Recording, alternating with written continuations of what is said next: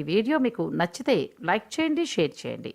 మరింత భక్తి, జ్యోతిష, వాస్తు, రాశి ఫలాల కోసం మా ఛానల్ని సబ్స్క్రైబ్ చేసుకోండి. వాగర్ధావ సంపృక్తో వాగర్ధ ప్రతిపత్తయే జగతః పితరో వందే పార్వతీ పరమేశ్వరో. శివాయ గురవే నమః. ప్రేక్షకులందరూ కూడా శుభస్వాగతం. నేను మీ హరిహర శర్మ. ప్రతి మాసం కూడా తెలుసుకుంటూ వస్తున్నటువంటి రాశి ఫలితాల్లో ఈ నెల ఫిబ్రవరి 2026 సంవత్సరము మీ యొక్క రాశి వారికి ఏ విధమైనటువంటి శుభయోగాలు, అదృష్ట యోగాలు యోగించబోతున్నాయి, అదేవిధంగా గ్రహ సంచార రీత్యా ఏ విధంగా ఈ నెల మీకు ఉండబోతుందనేటువంటి విషయాల గురించి ఈ వీడియోలో సవిస్తరంగా మాట్లాడుకునేటువంటి ప్రయత్నం చేద్దాం.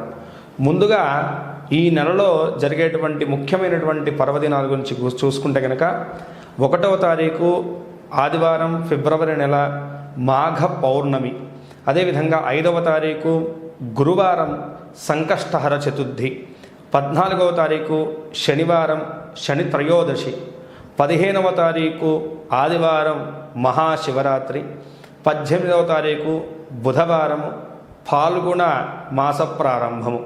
ఇవి ముఖ్యమైనటువంటి పర్వదినాలు మనకి ఫిబ్రవరి నెలలో వచ్చేవి. ఇక ఈ యొక్క నెలలో మీ యొక్క రాశి రీత్యాను ఏ విధంగా ఉండబోతుందనేటువంటి విషయాన్ని తెలుసుకోవడానికి గ్రహ సంచారాన్ని గమనిద్దాం.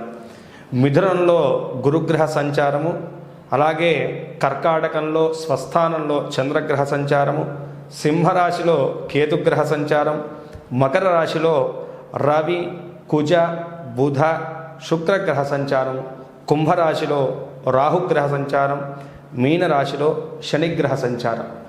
ఈ గ్రహ సంచారాలను బట్టి మీ రాశి వారికి కలిగేటువంటి శుభ అశుభ యోగాల గురించి ఇప్పుడు మనం మాట్లాడుకుందాం.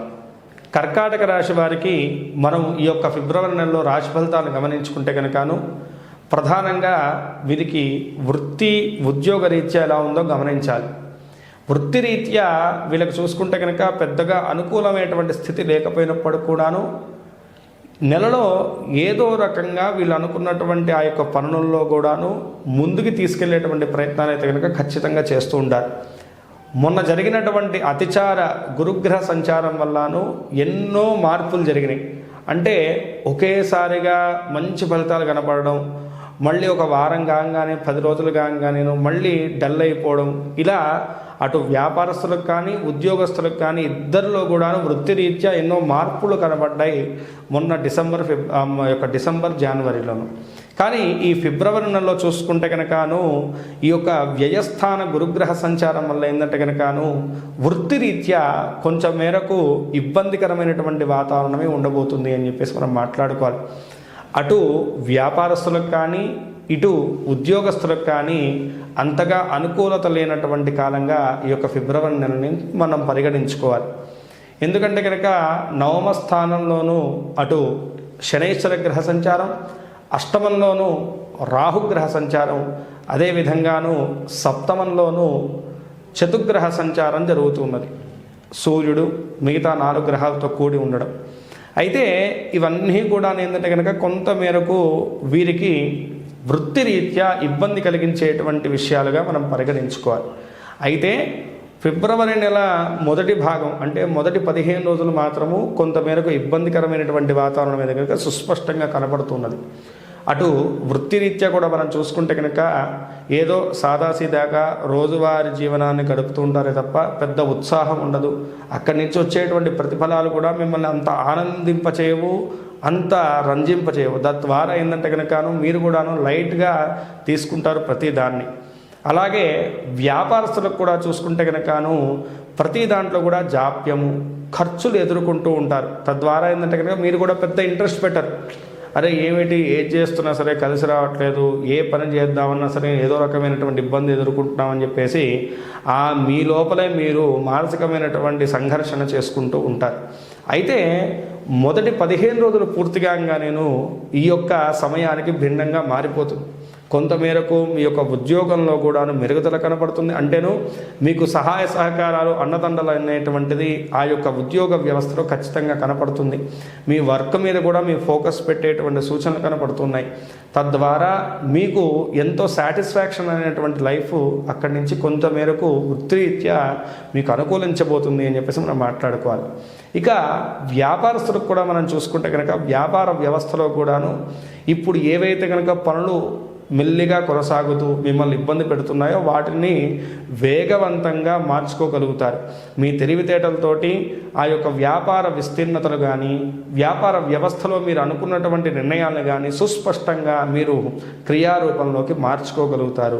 ఈ యొక్క ఫిబ్రవరి 15వ తారీఖు తర్వాత నుంచి పూర్తి వ్యవస్థలో చూసుకుంటే కనుక వృత్తిరీత్యా మాత్రము కొంతమేరకు జాగ్రత్తను వహించాలి కర్కాటక రాశి వాళ్ళు. ఇక విద్యార్థుల విషయాన్ని మనం గమనించుకుంటే కనుక ద్వితీయ స్థాన కేతుగ్రహ సంచారము, అదేవిధంగాను మనకి సప్తమ స్థానంలోనూ మిగతా గ్రహాల యొక్క సంచార ప్రభావము, అలాగే లగ్న స్థానంలో చంద్రగ్రహ సంచారం, వ్యయస్థానంలో గురుగ్రహ సంచారం. అస్సలు అనుకూలత లేదండి విద్యార్థులకి. ఈ సమయంలో చాలా జాగ్రత్తగా ఉండాలి. మొండితనము, బద్ధకం అస్సలు పనికిరాదు. ఈ యొక్క సమయంలో ఏంటంటే కనుక ఫోకస్ అస్సలు ఉండదు. కాబట్టి విద్యార్థులు ఈ నెలలో చాలా చక్కగా మీరు విద్యా విషయంలోనూ ఫోకస్ను ఉంచాలి. ఏమాత్రం అశ్రద్ధను వహించినా సరే రాబోయేటువంటి కాలంలో దీని యొక్క ప్రతిఫలాలు అయితే కనుక ఖచ్చితంగా మీ మీద ఉండబోతున్నాయి. కాబట్టి విద్యార్థులు ఈ యొక్క ఫిబ్రవరి నెలలో చాలా జాగ్రత్తగా ఉండాలి.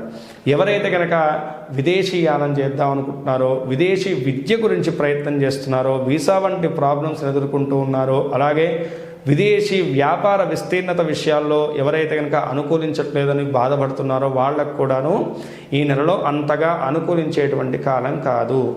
మీరు ఆ యొక్క పనిలో ఏదో ఫాస్టప్ చేద్దామని ప్రయత్నం చేస్తే కనుక అనవసరమైనటువంటి ఖర్చులు, అనవసరమైనటువంటి ఇబ్బందులు ఎదుర్కొంటారే తప్ప దాంట్లో పెద్ద ప్రతిఫలాలు అయితే కనుక ఈ నెలలో కనపడేటువంటి సూచనలు లేవు. ఇది బాగా గుర్తుంచుకోండి. ఇక కుటుంబ వ్యవస్థ రీత్యా చూసుకుంటే కనుక కుటుంబ వ్యవస్థ రీత్యా మనం చూసుకుంటే కనుకను ఈ యొక్క సమయంలో ఏంటంటే కనుకను బంధుమిత్రాదులను కలుస్తారు. మానసికమైనటువంటి సంతృప్తి ఉంటుంది. కానీ కుటుంబంలో చూసుకుంటే కనుక అస్తవ్యస్తమైనటువంటి వాతావరణం. అసలు ఏం జరుగుతుంది, ఏమన్నా చేద్దామంటే కనుక అసలు గందరగోళమైనటువంటి స్థితి అయితే కనుక ఉంటుంది. కానీ ఆ సమయానికి తాత్కాలికమైనటువంటి మానసిక సంతృప్తితోటి ఈ నెలంతా కూడా గడిపేస్తారు హడావిడిగా. అంతే తప్ప కుటుంబ రీత్యా అటు చూసుకుంటే కనుక కష్టాలు లేవు, ఇబ్బందులు లేవు. ఇటు చూసుకుంటే కనుక లాభాలు కూడా కనపడట్లేదు. మధ్యస్థమైనటువంటి కుటుంబ వ్యవస్థ ప్రతిఫలాలు అయితే కనుక ఖచ్చితంగా కనపడుతున్నాయి. అయితే ఈ సమయంలో చేసేటువంటి ప్రయాణాల్లో కానీ, విందు వినోదాల్లో పాల్గొనేటువంటి విషయంలో కానీ కొంతమేరకు ఆహార వ్యవహారాల్లో జాగ్రత్త తీసుకోవాలి. ఎందుకంటే వ్యయస్థాన గురుగ్రహ సంచారం వల్ల జీర్ణ ప్రక్రియ సమస్యలు అయితే కనుక ఖచ్చితంగా ఆ కర్కాటక రాశి వారికి కలగబోతున్నాయి. అదేవిధంగా ప్రయాణించేటువంటి ప్రయాణ సమయంలో కూడాను కొంతమేరకు జాగ్రత్త వహించడం ఆరోగ్య స్థితి రీత్యా కూడాను ఇక్కడ సూచించేటువంటి విషయం. పెద్ద అనారోగ్య సమస్యలు ఏవి కూడా కనపడట్లేదు. కానీ ప్రయాణం చేసేటువంటి ఓన్ వెహికల్స్లో ప్రయాణం చేసేటువంటి సమయంలో అష్టమ రాహువు వల్ల కొంతమేరకు గాయాలు, యాక్సిడెంట్స్ అయ్యేటువంటి సూచనలు ఉన్నాయి. అలాగే వ్యయస్థాన గురుగ్రహ సంచారం వల్ల గ్యాస్ట్రిక్ సమస్యలు, జీర్ణ ప్రక్రియ సమస్యలు, కడుపు సంబంధించినటువంటి అనారోగ్యములు సూచిస్తూ ఉన్నాయన్నమాట. కాబట్టి తగు జాగ్రత్తలు తీసుకుంటే కనుక సరిపోతుంది, భయపడాల్సిన అవసరం లేదు. ఇక ఆర్థిక వ్యవస్థ గురించి మనం చూసుకుంటే కనుక ఇందాక నేను చెప్పాను కదండి, వృత్తిరీత్యా అస్సలు కొంతమేరకు కూడాను అనుకూలం లేనటువంటి కాలం, సతమతపడేటువంటి కాలం.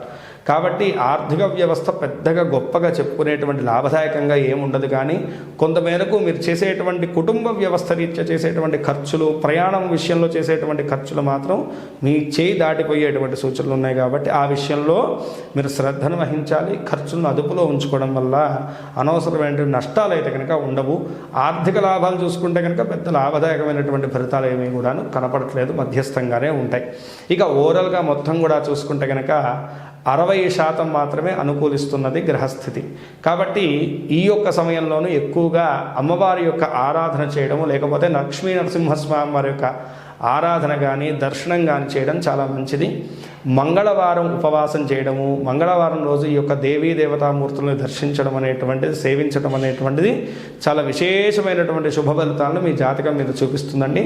అదేవిధంగా ఈ నెలలో ఒక్కసారైనా సరేను గురుగ్రహానికి రాహుగ్రహానికి తగు పూజా విధానాలను ఆచరించడము, శనగలను అలాగే మినుములను దానం చేయడం వల్ల ఈ ఇందాక మనం మాట్లాడుకున్నటువంటి ప్రతిబంధకాలన్నీ కూడా తొలగిపోయేసి సకల విధములైనటువంటి శుభాలన్నీ కూడా మీకు చేకూరుతాయి.